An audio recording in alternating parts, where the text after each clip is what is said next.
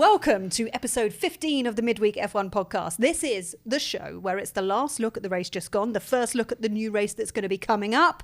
If you are watching on YouTube, make sure you subscribe. Wherever you're listening, make sure you click follow. I'm Nicola Hume, I'm your host, and as always, I am joined by my co-host, who is F1 shining knight of factually accurate analysis.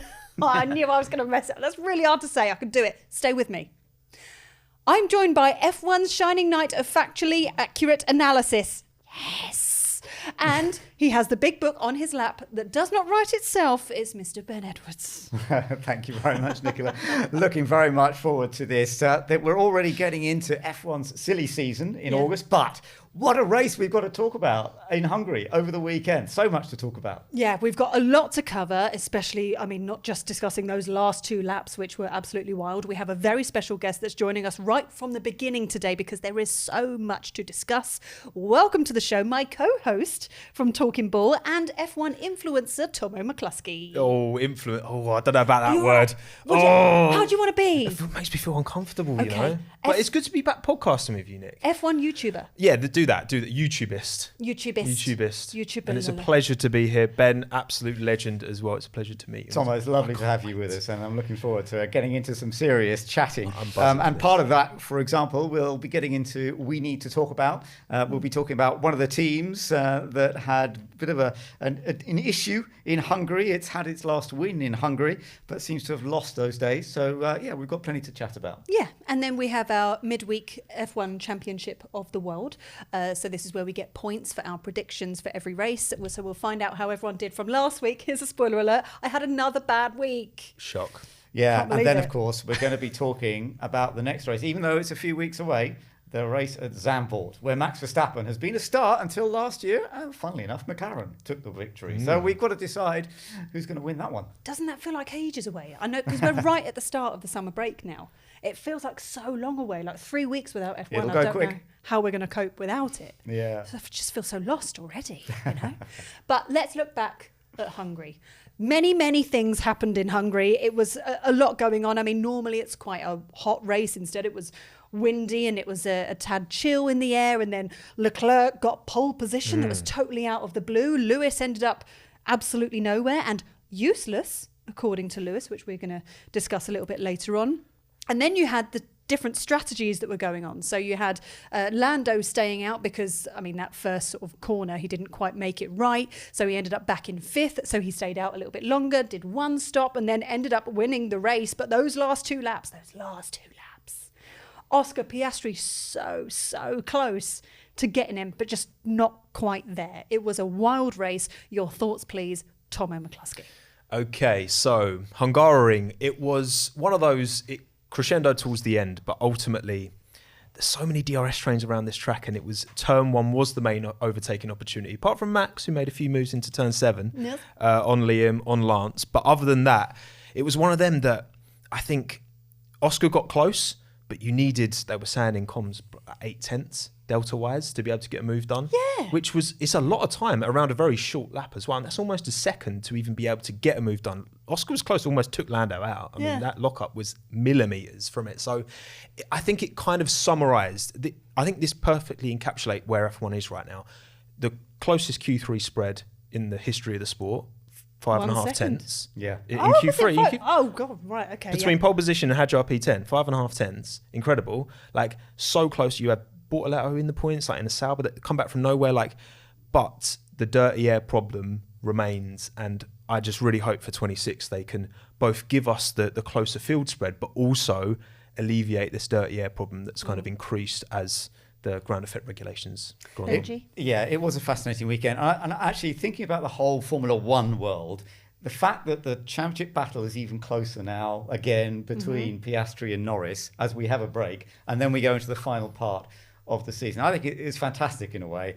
Lando had a strange event in that, that first lap didn't work for him. He had a little bit of luck on his side, but he also drove beautifully. The way he looked after his tyres, and we'll go into this in a bit more detail, but fantastically done. And I just love the fact that they're close again, and we've got this battle going on throughout the rest of the year. Further down the order, there was plenty, as you say. The fact they were so close in qualifying, Lance Stroll did a good job. He was 6th fastest. He scored some points. Aston Martin versus Sauber, very, very close in the championship as well. So that's fun to see. Liam Lawson beating Max Verstappen. My goodness. I mean, how did that happen? So, yeah, we've got plenty to talk about here. Yes. And it was a fascinating, as you say, last 2 laps. We were absolutely attached to it to find out what was going to happen. Yeah. It did look like Oscar might do it. The fact they didn't hit each other. They were so close. Yeah. So, look, as always on this podcast, producer Jim has come up with a nice list of things for us to discuss. Otherwise, we could just discuss every little detail. So over to you, producer Jim. Okay, Ferrari Horror Show 1. Lewis Hamilton goes out in Q2 and starts a dismal 12th. He then tells friend of the show, Rachel Brooks, quote, that he was, quote, useless and that Ferrari probably need to change driver. What is going on with Lewis and Ferrari? Discuss. Felt so awful for him over the weekend. He just looked like a defeated man. And I think it's worth talking about the kind of sport psychology when it comes to moments like this, that clearly he's just not connecting with his car, not connecting with the team or the engineer, and it's just not falling into place for him. And it's just seeing those media interviews afterwards, that's just not the Lewis that we all know and love. He can be like that sometimes. He's very reactive. He's very reactive to what's happened right now, and then he moves on. Then he'll go on to, into a different world. He can be like that, very reactive. I don't think it's over for him yet. I really don't. I don't think he's disappearing from racing. I think he's still a great talent. Yes, he's been a little bit off Charles Leclerc, particularly as, we went through Hungary. He was a couple of tenths, 2 or 3 tenths off as we went through the practice sessions. But there is no doubt to me that the car still doesn't quite suit Lewis Hamilton. Since we've gone to this form of ground effect in 2022, he felt the same a little bit at Mercedes too, with George Russell's, out qualifying him sometimes there, getting that little bit of edge. The late braking he needs to do, what he loves doing, is sometimes not quite right with these ground effect cars. So he's just got to get the balance right, but I still think he has that talent. And when we go into next year with a completely revised car, that might change completely. So I would be very sad if he suddenly decided to drop out of it. Yeah, I mean, last time we spoke about Lewis and Ferrari in detail was when we had Colin Furze on the show, and we put up some clips on social media, and here's some comments that have come in. So Tom Slay says, it's not the car, it's these ground effect regs. His braking, driving style just isn't for it. Dan Davies said he's never quite adjusted to the ground effects of the cars. So they are making a good point. Right? Yeah, I mean, these cars are fundamental, they're essentially a completely different formula when you compare them to the cars of the kind of late 2000s and throughout the 2010s as well. You had high rake on the cars back in the day. Like now, you need to keep that car as level as possible. You need to be as smooth as possible. And I remember when Jensen and Lewis were teammates at McLaren back in the day, they both had quite different driving styles. Jensen was much smoother. Lewis was a bit more aggressive with his inputs. And as well, it's impossible to know how much of it is, Lewis fundamentally disagreeing with these cars. How much of it is also Mercedes continually throughout this ground effect era in 22, 23, 24, missing the mark so often with the zero pod and all that, and even George struggling as well. George is Mr. Saturday for a reason, right? And then he goes into Charles Leclerc's, territory, like the quickest driver over a lap, if you ask me, who's been at that team since 2019. Yeah. And even Charles, we heard Charles' radio, he wasn't happy this weekend either, right? So it's not like Lewis is going into these Mercedes ground effect and Ferrari ground effect is these amazing stable environments. Like there are problems there as well, and it's very difficult to ascertain exactly what is the issue. Is it Lewis? Is it just his style's not adept to it? Is it the situation around? Is this a necessary painful season to make 26 as good as it can be? Because I think it kind of is. I think Lewis has spent his entire career at McLaren and Mercedes, culturally quite similar teams. He makes the move to Ferrari. It's a big gamble at the end of his career, but you kind of have to, he's not got time to mess around. He's got to shake some trees. He's got to get this situation as good as it can be before 2026. And it's not been great. There's been some uncomfortable team radios, but kind of needs must, I think. Yeah. No, it's interesting. Fred Vasseur's been saying, hasn't he, that Lewis has been putting quite a lot of pressure on all of them, which I totally understand, and quite right. He's become a 7-time world champion. He knows what's needed. Yeah, we'll see. Producer Jim. Okay, Lando goes from 3rd to 5th at the first corner, but it forces him into the one-stop race. Did Piastri racing Leclerc actually cost him the race win, strategy-wise? Discuss. Well, it's a really interesting one. And McLaren fundamentally had a decision to go for two-stop race, didn't they? But it was because of the way it went for Lando, and because he had dropped those places on the opening lap, that it sort of worked to go for him, because he was behind a few cars. So to go for a slightly different schedule, if you like, just the one stop, it really did work for Lando. But that was unpredictable, and I think it was fun to see that Oscar Piastri actually wasn't too resentful, was he, at the end of it? He kind of thought, well, that was the way it went, you know. He did his job. He did whatever he could. Ultimately, Lando did the job with a single stop, and he did it very well. I actually thought it was going to be more awkward in the cool-down run, but actually it was fine, wasn't it? Yeah, I think there's some parallels to what happened in Spa last year as well with George. I know he got disqualified, but regardless of that, you know, no one expected a one-stop to be viable. George decides, you know, Lewis was running P1, George was running P4, and was like, well, I might as well give it a go. What's there to lose? Yeah. Lando basically said words to that effect. Yeah. And turns out that with all the simulation tools in the world, F1 teams can still get it wrong. You know, Pirelli this weekend very much expected a two-stop. The only viable one-stop, they were expecting a pit window between 25 and 31. And you had Bortalto and Lawson pitting on lap 40 on the medium. So they made it last way longer than they expected. And like you say, you can afford to take those gambles if you are behind. And in Oscar's position, where he is chasing Leclerc, and I mean, Leclerc's race kind of blew up, and who knows, right? That's kind of a mystery in itself. Piastri would have won that race if Lando had done the same strategy. Yeah. And McLaren are allowing their drivers to have different strategies, which I think is different to what Toto used to do with Lewis and Nico. He made sure that they had the same strategy, so that there was no advantage there. But Zach Brown and Andrea Stella are letting the engineering teams, in terms of strategy, also play into it, which I think's making it more exciting for us. And it creates this kind of result, because if they had been like, well, Oscar's on a two-stop, so Lando, you've got to do a two-stop as well, Lando would have finished third, probably, behind George. And Lando's reply on the radio when they suggested, oh, maybe you just kind of stay out for like the last 40 laps on hards. Do you reckon you can do that? And Lando's gone, yeah, I reckon we can do that. He sounded so chill. Like, he sounded like Oscar just then. Yeah. Channeling, is it? Maybe he's learning a bit from the Aussie. Yeah, that's what I'm thinking. That was impressive. Producer Jim. Ferrari Horror Show 2. Leclerc puts in a sensational lap to take pole and leads a large part of the race. But it all goes wrong after the second pit stop. He's shouting at the team on the radio and then does some naughty defending against Russell, which gets him a 5-second penalty.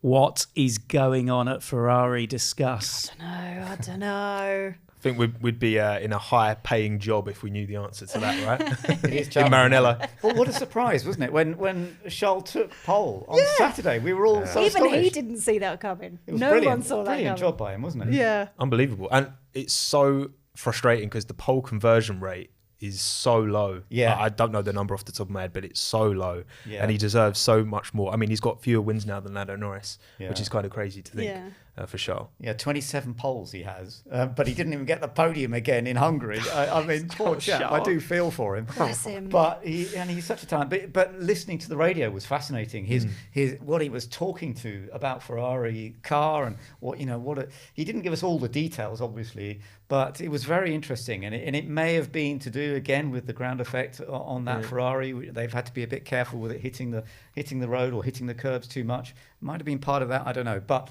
Yeah, I felt for him that he missed out on even a podium starting from pole. Yeah. I did love George chucking his own theories out there as well. So did I. Stirring the pot. Like, I reckon tyre pressures maybe, Charlotte. It's just the chassis. I didn't know. But, I mean, I don't know. Like, who knows? Because we know that the plank wear has been an issue since they got the double disqualification in China. So, I mean, it would kind of make sense for the performance to fall off a cliff like it did. Because in that first stint, Charles was holding his own. Opening that gap to I was Oscar. surprised at how he was able to... He got about 3 seconds ahead at one point. Yeah. Looking strong. I don't get it. Mystery. I don't get it. Mystery. Ferrari Producer need to Jim. get it together. Yes, they do. Which is not the first time we've said that either. Is it? That's the problem with Ferrari. Ugh. Producer Jim. I want to cover that off with the naughty defence from what opinions on that? Ah, yes. The move that George Russell made on Charles Leclerc. Actually, I see that he got a penalty for it, but he didn't actually call. I didn't think it was that bad, to be honest myself. I mean, he moved just a little bit too much, but he still left the space. He still left that inside one car space. So I thought, okay, fair enough. He did get a bit of a penalty. It didn't actually affect his position, though, did it? No, it didn't. No, because I mean the time between who was behind him? Fernando Alonso. Fernando. Yeah. So George he was just- way quicker. Yeah. I think it's one of them that, I mean, it could have resulted in contact perhaps, but it didn't. And like you say, he gave enough space. I think Charles was driving angry. Yeah, he was. And you can understand I agree. why. Yeah, he was frustrated. We see that from Max sometimes in the past. But Charles made a little error. But Yeah. thankfully there wasn't. Max last year, Charles this year. Who's going to be next year? Someone's going to be fuming in Hungary. Producer Jim. Right. It's our second discussion instalment of Life After Christian. Max was very racy, passing people in unorthodox corners, but somehow only ends up 9th. And Yuki still nowhere in 17th. Are Red Bull now just a midfield team? Discuss. Well, there's a question for you guys. It is going to be rather interesting to see. And I noticed that Max early in the week said, race wins in the next part of the second half, more sort of the last third of the season, are going to be very difficult for us. What do you think? I mean, you can't just completely disregard them now because there's been a race where they've been full midfield. And I think, Max still won the sprint in Belgium, so there's still life in him yet. And the next race that will be coming up will be Zandvoort, which is his home race. That's where he'll be on top form. So when it comes to predictions, he's going to be my number one, obviously. Of course. But I just think... I don't think we can still class them as a midfield team. I think they're still a championship team. They're just still finding their feet. They've got a new team principal. They need to just sort of find their way and come together again. That's my theory. Look, I think they're one. So McLaren are quick everywhere: higher speed, medium speed, low speed. Mercedes are quick when it's cold. So Vegas, George might win that race. I'd certainly put odds on it. Max, I'd expect to be quick around Sao Paulo. He's always quick around Interlagos, especially if it rains. And Ferrari can be the quickest. So there's still only 4 teams that I think, depending on track characteristics, can win a race on pace, on merit. And Red Bull with Max at the wheel is still one of those teams. But I would say Yuki now, that's the closest Spa quali to Max since Daniel Ricciardo in terms of teammate head-to-head, and within a 10th and a half of Max, which is like he went out in Q1, did Yuki, and he was only a 10th and a half off of Max. That shows how close Max was to going out in Q1 as well. So hopefully, and obviously Mekies has come in, and there's been talk about upgrades that Yuki's had on the car that maybe they weren't going to be putting on his car, and they've because they've got spares and there's all that kind of talk. Hopefully, having worked with Tsunoda for as long as he has, Mekies can help bring out the version we know that is there of Yuki Tsunoda. We saw him put 2 Q3s and an SQ3 in his first 3 qualifying sessions of the season, 4 racing balls, jumps into Red Bulls, looked a shell of himself, unfortunately, and that has happened all far too often. So hopefully, Mekies at the wheel can get Yuki firing on all cylinders. He's been close, but I've been propping Yuki for a long time, so I've been working on this script like in my head. Yuki's biggest fan. I am Yuki's biggest fan. I love it. What a man. Producer Jim. Former Red Bull man Jonathan Wheatley and Gabriel Bortoleto and Sauber beat all the Red Bulls and take 6th place. How good is Bortoleto now doing? And how good could this team be when it becomes Audi next year? Discuss. Little sneaky Pete, isn't he? Gabriel Bortoleto. All of a sudden you're like, what's he doing up there? Gets driver of the day. Yeah. Just so shocked. And I'm wondering if maybe that's the perks of having Fernando as your manager, that he's kind of kept him grounded. They were both up there kind of racing each other, and that kind of makes it a little bit more exciting, I guess. But it seems like Sauber have just really found their feet over the last few weeks, and it's really starting to get exciting. And the moment that they turn to Audi, I mean, there'll be ones to watch, I think. Absolutely. I think Bortoleto is impressive, and I think as a rookie, he's delivered gradually as he's learnt about Formula One. He obviously absorbs a lot of information and is then able to deliver in the car.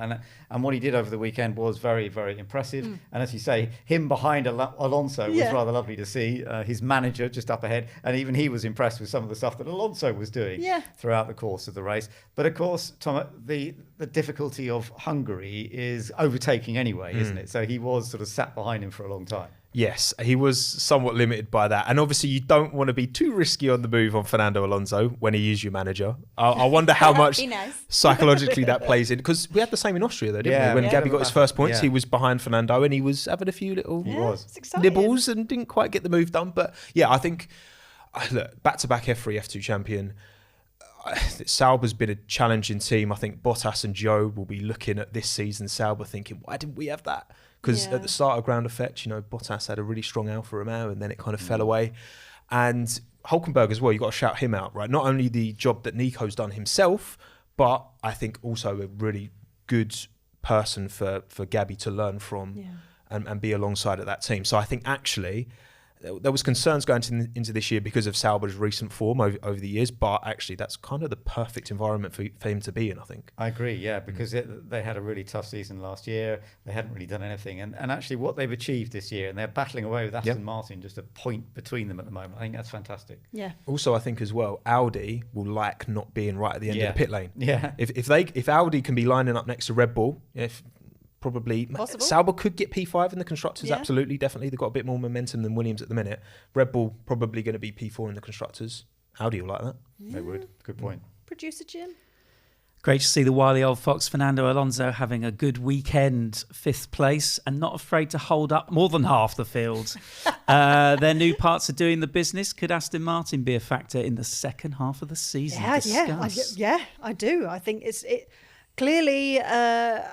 Clearly, Adrian Newey's doing something. I know he can't really get his hands on the car that much because it's not his design, but there are clearly tweaks being made because it's not so much the shock of Fernando Alonso. It was the shock of having Lance Stroll up there. And all of a sudden, just seeing him being interviewed in the pit lanes and stuff. You're like, this is so weird. You never see Lance Stroll being interviewed by the pit lane reporters. But here we are. Yeah, and he was super close to Fernando in qualifying as well. That's right. Thousandths off. Yeah. It just showed that also that pace wasn't just over a lap, it actually was in the race as well. Fernando managed it amazingly as well, of course he did. But sometimes you get these weekends where you might get a bit of quality pace, but then you fall away. And they were 19th and 20th in Spa, remember? Yeah. So that's and a big Hungary is a bit shift. of a unique track, isn't it? So are they going to be able to combine this everywhere? I don't know. But I think there will be a few other tracks that we go to through the rest of the year where they will be potentially reasonably competitive. Yeah. And it was role reversed because Williams were kind of nowhere this weekend. Only 18 points between Aston Martin and Williams now. It's going to be very interesting, isn't it? Yeah, that's right. And have Williams just decided we're not doing any more on the car, we're working on next year. It is that time of year, where the teams are so much moving on to 2026 now, whereas some teams might still be able to do a little bit of tweaks to make the car better, as you say, with Adrian Newey. Adrian's cooking. I know. He's cooking. I know. Adrian's lunchtime meetings. No, I went to Haas last month and speaking to some of the guys there, and they were saying because it's so competitive, this fight, each position is worth 10, 12 million, whatever the figure might be. But if you can finish a few positions higher, that's 35, 40 mil in the bank. That's a massive deal, especially to these smaller teams as well. So that's almost incentivizing them to bring even more upgrades than they were originally planning. Yeah. So it's going to make that fight is super interesting. It's obviously all the attention's at the front, but there is a big battle there. Yeah, but we all know who's going to win the Constructors' Championship, don't we? There's not much doubt about that. Kind of a given. You're right, it's who's going to be 5th, 6th, 7th, 8th. And the difference in money there is going to make a massive difference. Yeah. Producer Jim. Okay, championship battle roundup. Had Oscar won in Hungary, he would have been 23 points clear at the top, but now it's only 9. Psychologically, where do you think the top two's heads are at right now? Discuss. I just think this is great. I think this is so exciting now because we have a wonderful battle going forwards. I actually think both of them mentally dealt with it very well this weekend. Yeah. I think Lando, he had a tough start, dropping places, ended up winning the race from further back on the grid than he had, 3rd on the grid, but he still managed to win the race. So for him, it's a definite boost in confidence. But I think Oscar Piastri dealt with it extremely well. He got past Leclerc. Okay, it didn't work in terms of strategy for him, but he's still there. So I think it's going to be fascinating to see how the battle continues. Well, here's the thing. I already know Tommo's thoughts on this because we were literally talking about this morning, right? Okay. So there's 9 points between them. For me, I think Oscar has it in the bag, and I think I don't think it will go all the way to the end of the season. I think it'll be decided a little bit sooner. However, Tommo thinks it's going all the way to Abu Dhabi. I do. I think that, look, Lando has proven on enough weekends that he has the talent's there. Absolutely, he can do it. Oscar chasing him down with quicker tyres on his car. Yeah, it was on Lando to not make a mistake and not, buckle under the pressure of that opportunity. And Lando can make unforced errors, and that's happened far too often, but it didn't happen in Hungary. Look, it's 9 points. We've got, 10 rounds to go. I think there will be enough weekends where Lando finds enough, because there's not been many weekends where Lando's been out and out quicker than Oscar. Maybe Monaco, maybe Austria. That's about it. But I think there's more to come this year. And look, Oscar might be ice cold, but he is only human, and he's not going to be perfect. He will make his fair share of mistakes as well, I think. I think it is interesting because back in 1992, Nigel Mansell became a British world champion by getting a good result in Hungary, and there were still 6 races to go for the rest of the year. I think this year it's going to be a very different story, as you say. I think we're going to go much deeper, maybe to the last round, which would be fantastic if we go that far. I'm manifesting it. At what point on this podcast do we put in our predictions on who's actually going to win the entire championship? Well, we still have to keep predicting who's going to win the races, so that's hard enough. We're really bad at that. I am at the moment, anyway. Right, let's talk about social media, because everyone was talking about the Hungarian Grand Prix. Obviously, there was lots going on social media. There was a lot about Lewis, etc., etc. But the big thing was Harold the meme guy. I don't know if you've seen this, Ben. But there's a guy who got famous for being a meme. And he did, that was perfect, Tommo. He did like these stock photos years ago where he's just sat at a computer with a mug and just with a really awkward, like pain in his eyes smile. And he became a huge meme to the point of where I would say anyone under the age of 30 became obsessed with him. And it's now at the point where, yes, we like to see random celebrities head to the Formula One races, but we've peaked with Harold the meme guy. And Isaac Hadjar was absolutely gassed when he saw him as well. He's like, it's the meme guy. He was so excited. I've never seen him so excited about anything in my life. It was great. It was amazing. Those broaden the scope for celebrities, I think. So Tap random. into meme culture, it's very Gen Z. But it's like, how is he? He's a celebrity because he did like one stock image, and now he's a VIP. That's the Formula internet One for you, races. Nicola. That's the internet. An unpredictable place. Yeah. And you know it well. Yes. God. Too well. Far too well. Actually, well, speaking of social media, I have to give a shout out to a guy called John Damigan. Hi, John, who sent us a message on Instagram. So basically, last week we had the amazing Martin Donnelly on the show. What a guy. Brilliant episode. And he said, I spent the week driving with Martin at Hethel a few years ago at one of the Lotus driver coaching weekends. He was an absolute gent, and wow, what a driver. Even after his leg injuries, he's absolutely brilliant behind the wheel. He was able to tell hilarious stories about some F1 characters while heel and towing at Exige in a perfect drift. What a legend. That's what he said. Yeah, I can totally believe that. That's great. That's so if you great. are on social media, we're Midweek F1. You can find us everywhere. So just give us a follow. There we go. Fantastic stuff. Well, Tommo, thank you so much for joining us this time for our podcast. You've got a very successful YouTube channel talking about F1. How did you get involved into the sport? I mean, it's funny because when I was a kid growing up, I always loved cars. It was cars first. Then found motorsport. We're talking about BTCC earlier, the early days when you were on the mic. British touring cars, that was your thing, was it? It was, before F1. It was BTCC and rally, and then eventually found it myself because my parents didn't care. They weren't remotely interested. It was my own little thing. And then, it was kind of I actually wanted to learn, production's my background, so behind the cameras, and I wanted to learn how to make videos. Started doing football vlogs. I was a ever suffering West Ham fan, season ticket holder.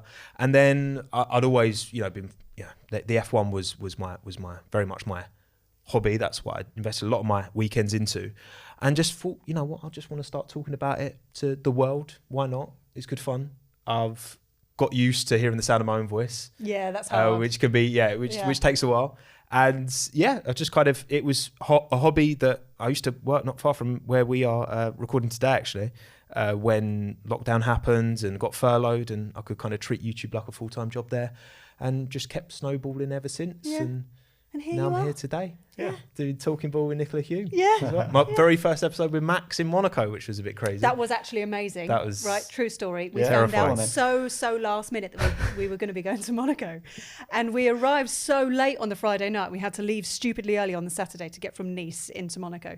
And we arrived, and it was actually the first time I'd met Tommo in person. Yeah. We'd only ever met once before that on a podcast thing. Yeah, remote But we were podcast, aware of each other. Yeah. And we turned up, existed. got along really well. We have the same birthday. It's very exciting. Absolutely. And we've turned up, and his opening piece, his first thing with Talking Ball is go out on stage and speak to the world champion. And we were told to go up on stage, and they went, go out and sort of do some spiel and then introduce him to the stage. And we were like, okay, great. And then that spiel turned into like 10 minutes. Yeah, it just kept going. I was like, Max, come on, man. I really need you to help me out here. Where are you? We got to a point, because the energy station is like on a barge, but it's amazing. And we got to a point where we were like, the toilets on this barge are the best toilets I've ever seen on a barge. We did talk about the toilets. Gee, wow, we actually did talk about the toilets, didn't we? Wow, that was desperate times. And there was a good 100 people watching us. Yeah, as well. you got thrown in the deep end. That was good fun. And good. Here we are, all through a YouTube chat, which, you know what, like, ultimately, I think that's kind of quite cool, because I think it suggests that actually anyone can start their thing. You put your opinion out there, you gradually improve your recording setup, and you just get better and better each time you do something. I've been doing it for, the F1 stuff for over 6 years now, and I'm here, and there's no reason why anyone else, like that barrier to entry with something like YouTube and social media is so much lower now. And you could argue it's more competitive because of that, but also, give it a go. If you want to give it a try, then you can achieve what I've been able to achieve. I mean, without your parents being like motorsport or car fans, was there someone in particular that you looked up to? I mean, for me, like the earliest memories F1 wise was the West McLaren, like Mika Hakkinen. Was it? Yeah. Yeah. And I was always more of a Hakkinen guy than Schumacher, even though my favourite colour was red. I always was drawn towards Hakkinen. Maybe it's the underdog in me, Again, ever suffering West Ham fan. Always struggling, always down. And Schumacher had that. As much as Hakkinen won his 2 world titles, Schumacher was the guy in the Ferrari. So yeah, I don't know. Hakkinen was my earliest memory. That's what I can picture. Yeah, that's lovely. And how did you go from being that F1 fan to an F1 influencer as you are now? I mean, you are.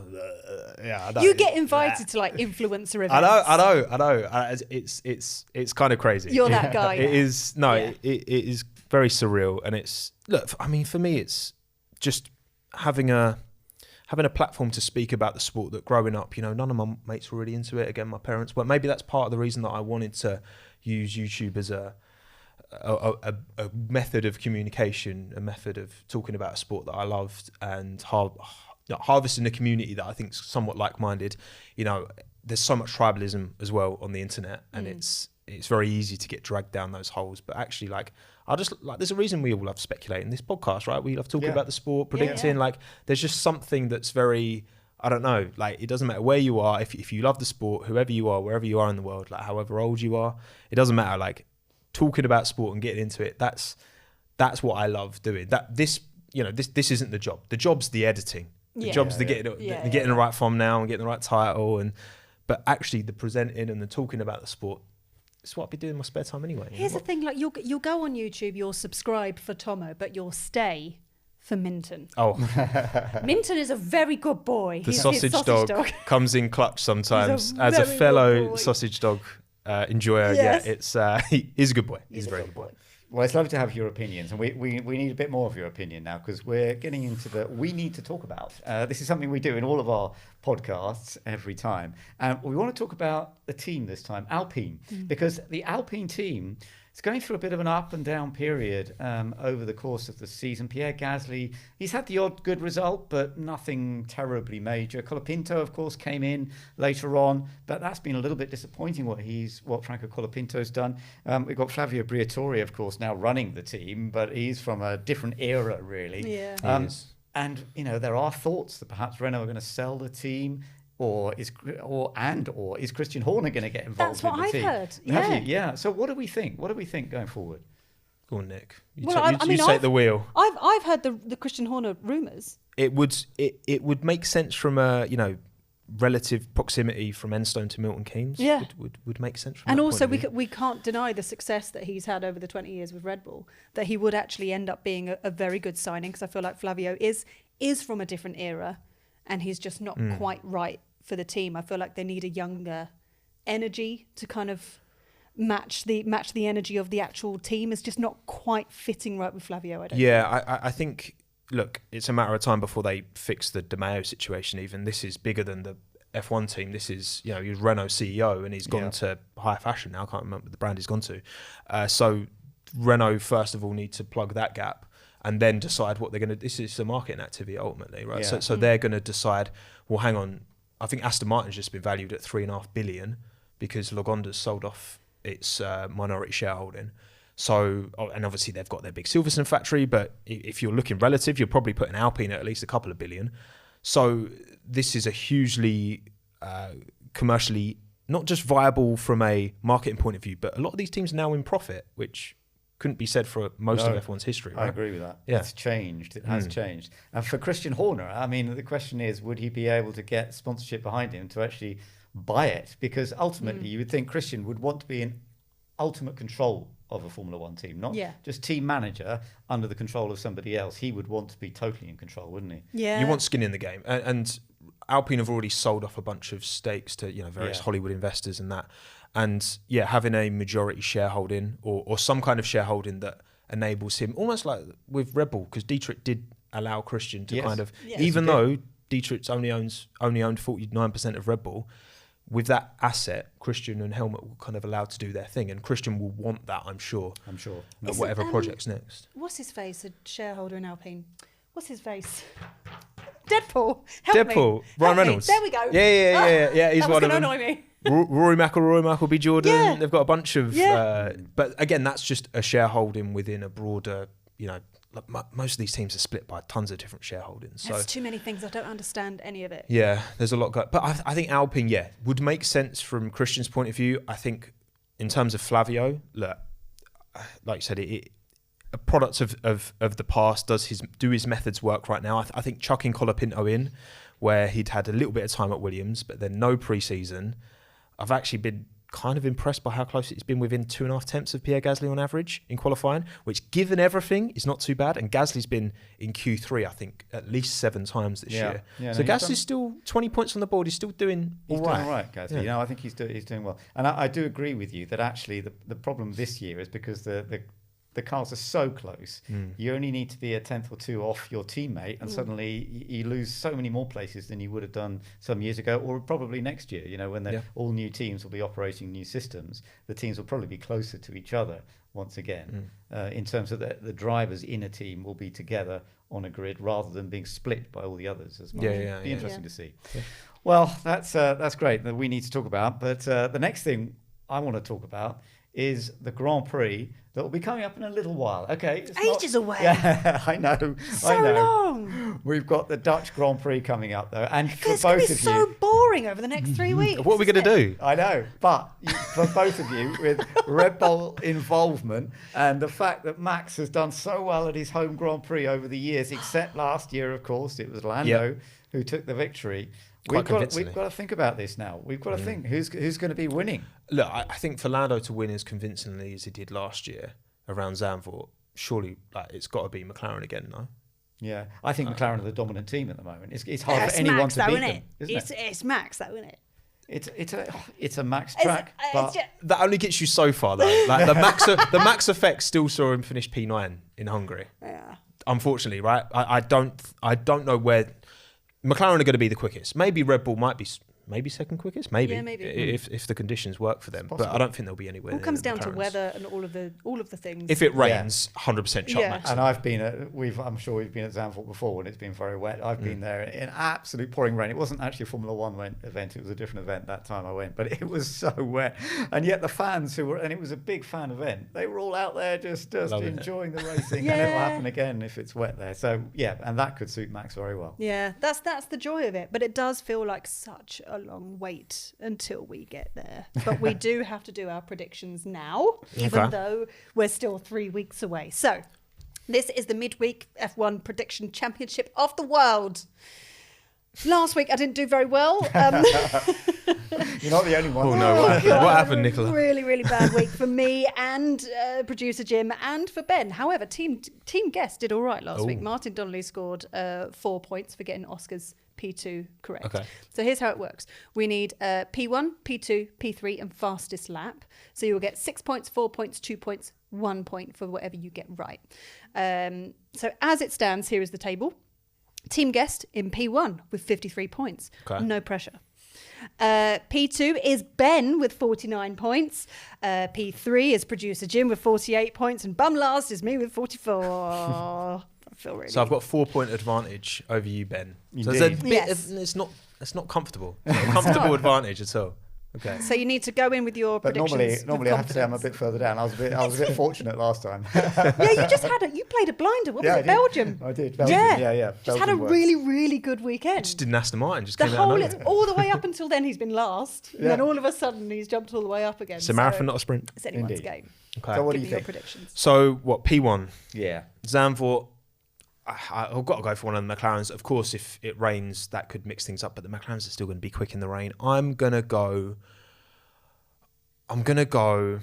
Lando Okay. to win Yeah. in Zandvoort As he did last year. Oh, okay. ahead of Oscar. Okay. So 1-2. Yeah, and then P3. You know what? Let's go George Russell. Okay. Oh, fastest lap? Russell George. Let's go Esteban Ocon. Because why not? Yeah. Producer Jim why loved not? that one. Didn't expect that. Bolt on some softs at the end. Because why not? Because why not? Because vibes. Let's hope he's in the top 10 when he Let's gets hope. it. Let's see. Ben? Okay, so I'm going for a bit of an odd one. I'm going to go Oscar Piastri for the win. And then I don't know whether I think there's going to be some sort of incident or whatever behind. I'm going to go for Russell second and Leclerc third, funnily enough. Why, It's a what's bit happened weird. to Lando? What's happened? Yeah, well, I think there might have been an incident, but I'm going to give fastest lap to An Lando. incident. I'm going to give fastest lap to Lando. Okay, so he's going to go really quick and then something's going to happen. Yeah. Right. Okay. I'm in a real pickle now because because of this lovely Red Bull contract. It definitely doesn't affect my predictions. Does it not Yes, it stipulate does, anything? and that's why you're last. Predictions? Definitely doesn't. But all the way up until now, Max has always been my P1. And clearly it's not working for me. So I need to Or for shake- Max, No. even, to be honest. So I need to shake things up a bit. So I'm going to go Oscar P1. I know. Calm down. I really thought you were going to say Yuki P1. Oh, right. I'm going to go Oscar P1. I'm going to go Max P2. And I'm going to go Lando P3. Okay. Yeah. Because I still feel like Max will be up there. But I just can't see him winning it. You know what worries me? I think in Hungary, usually they're able to find pace from Friday to Saturday. And they weren't this time out. And it's like, okay. Usually, like Van Buren and all that, all the team at the simulator find something, and they couldn't this time out, I and agree. that concerns me. Yeah. But Zandvoort, it is a track so much for Max that It is. We shall see, won't we? Yeah. I mean, off the summer break, this will be straight off the back of a wonderful interview with me. I think Yuki Tsunoda is going to get fastest lap.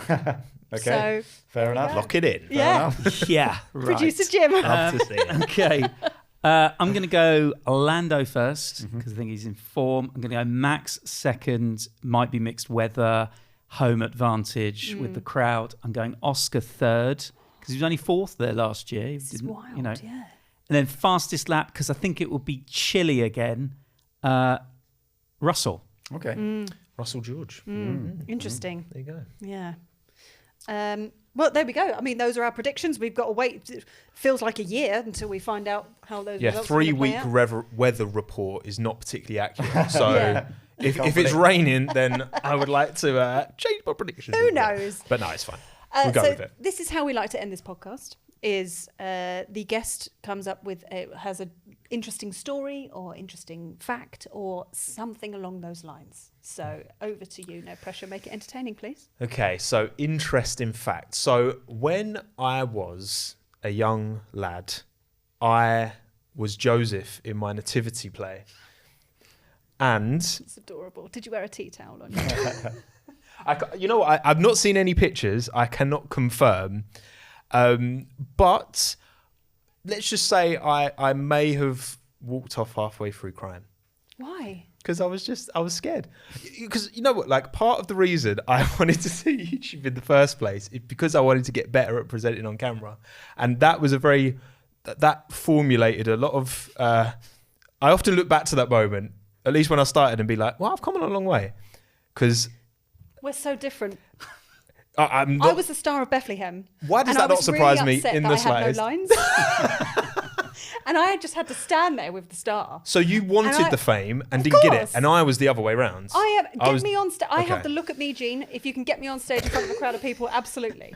So I just had to stand there with my Star of Bethlehem, dressed in like this little silver dress or whatever. And then Mary and Joseph got all of the fame, and I got really annoyed. Even the shepherds did better than I did.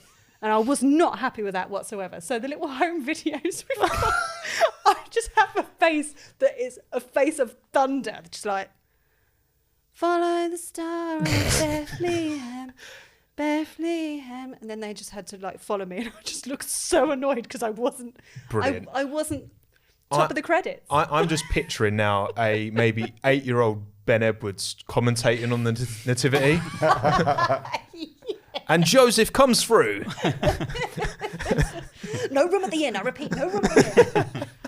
So I thought that was quite that's kind of part of the journey, right? I'll kind of that was not a moment I look back on. That is adorable. But I was like 8, so I'll give myself a day off for that one. Well, No, thank you, Tommo. It's so great to have you with us. Really, really Thank you good. for having me. Appreciate it. That brings us to the end of this one. And of course, as you say, we've got a bit of a break, but then we will be back with all the news from the Dutch Grand Prix and we'll be looking forward to the Italian Grand Prix. But I gather in between, there's going to be a little bit more going on. so look, the feed will still be full because there'll be lots of things to update you on across silly season, and we'll give you all of the updates as and when we get them. So don't forget to subscribe. Don't forget to click follow wherever you're listening. Tommo, you were great. Oh, stop it. Yeah. You don't mean that. No, I don't. See you next time.